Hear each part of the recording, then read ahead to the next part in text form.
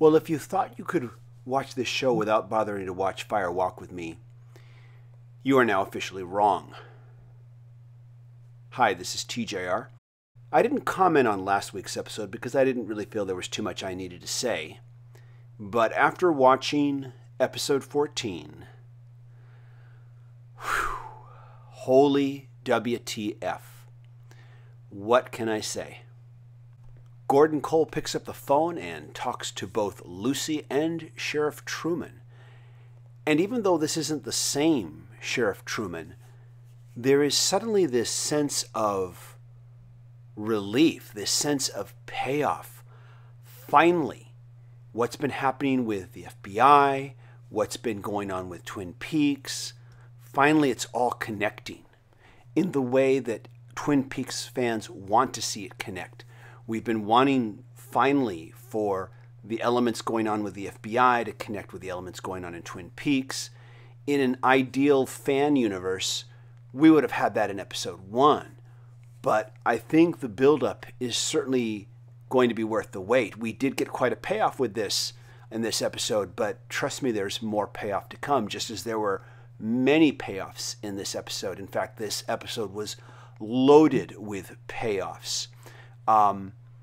We also, of course, finally find out what the Blue Rose is about. We learn about the case that started it all. And of course, the first question I began to ask was, what the hell does tulpa mean? So I looked it up. According to Wikipedia, a tulpa is a thought form or being created from the collective thoughts of separate individuals.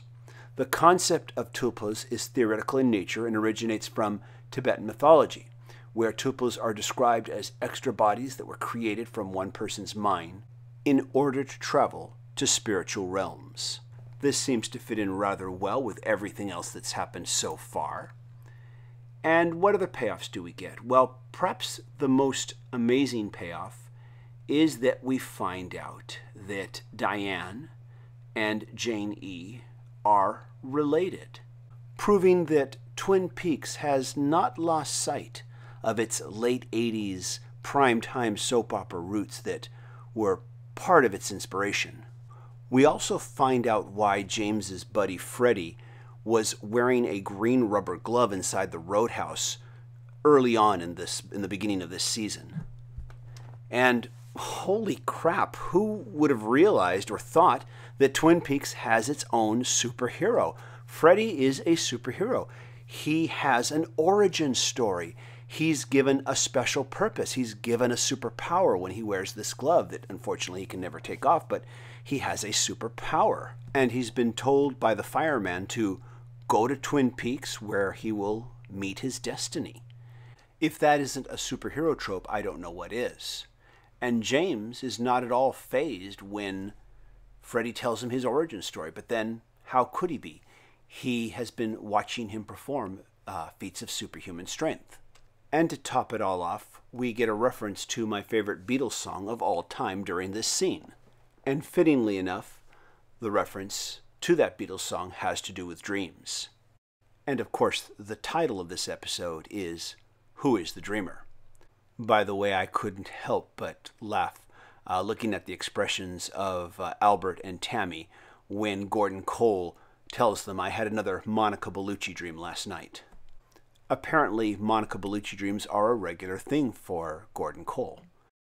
It could have just been special effects, but it sure looked like that dream sequence was shot in Paris, France for real and not on a set. And this leads us to another revelation.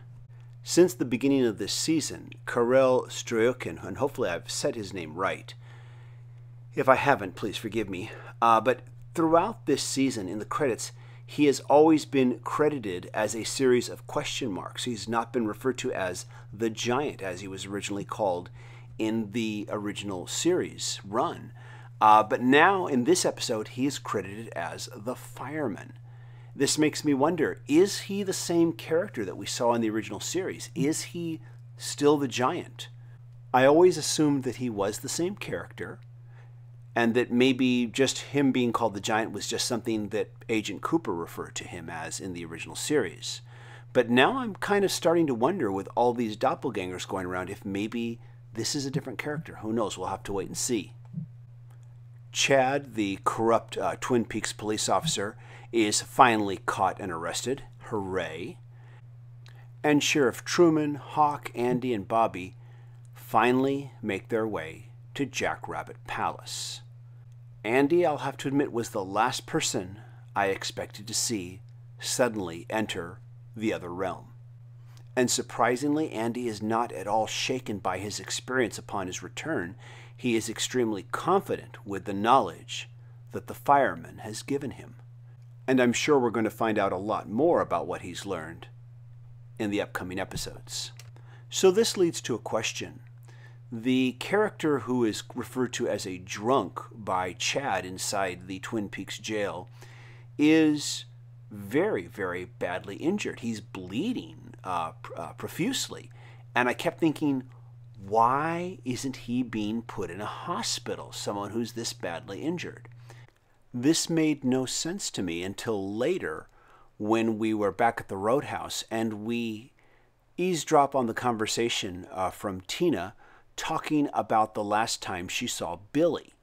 And of course, Tina and Billy are both the characters that Audrey referenced in the last two previous episodes.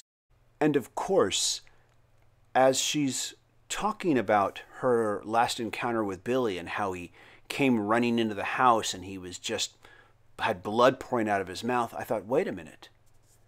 Is that drunk in the cell with Chad? Is that Billy? But of course, finally, the most unbelievable revelation or payoff or whatever you want to call it, WTF moment, is finding out that there is some kind of otherworldly, demonic presence living inside of Sarah Palmer. When she confronts the a-hole in the bar and tells him to go away, I knew something violent was going to happen. I thought maybe she'd burn his eyes out with her cigarette. I thought maybe suddenly she'd have some kind of amazing strength and she'd rip his arm off or something. But never could I have imagined that she would take her face off and that a demon would come out and chew off half this guy's neck. Now, of course, after she does this, she screams in terror as if she has no recollection or clue of what she's just done.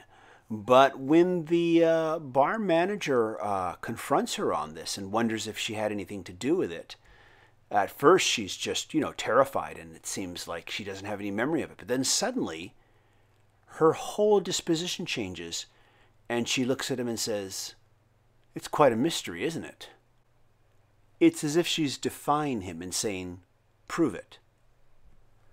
So I do wonder, how much is Sarah Palmer really aware of?